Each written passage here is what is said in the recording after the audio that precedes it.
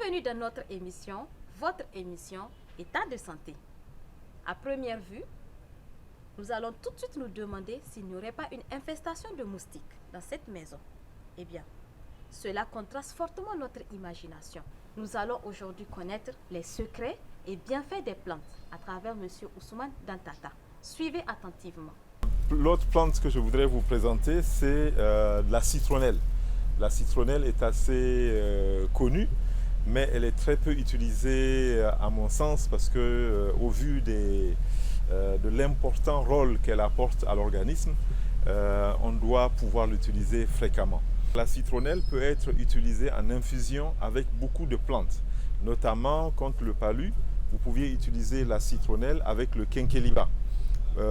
Donc en chauffant la citronnelle avec le quinqueliba, vous aviez une force que vous donnez effectivement à l'organisme, tout particulièrement encore une fois au foie et au rein, pour évacuer le parasite du paludisme.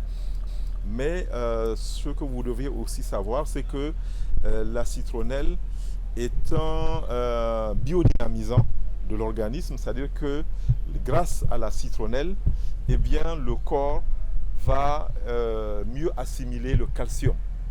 D'accord? Donc, vous savez que les faiblesses de calcium vont entraîner d'autres faiblesses de l'organisme et conduire par exemple à certaines maladies comme le paludisme assez vite. Donc, en consommant régulièrement de la citronnelle, vous évitez le risque d'avoir le paludisme. Mais vous pouviez, quand vous avez le paludisme, contre la fièvre, la citronnelle est effectivement très intéressante comme plante pour aider donc à éliminer la fièvre. Donc continuez à le faire parce que si vous prenez la citronnelle, vous faites une infusion, en fait plus qu'une infusion, vous faites un bain vapeur, ce qu'on appelle le surati, avec donc la citronnelle, le quinqueliba et d'autres plantes qu'on verra, dont notamment l'Ippia alba, donc la verveine blanche.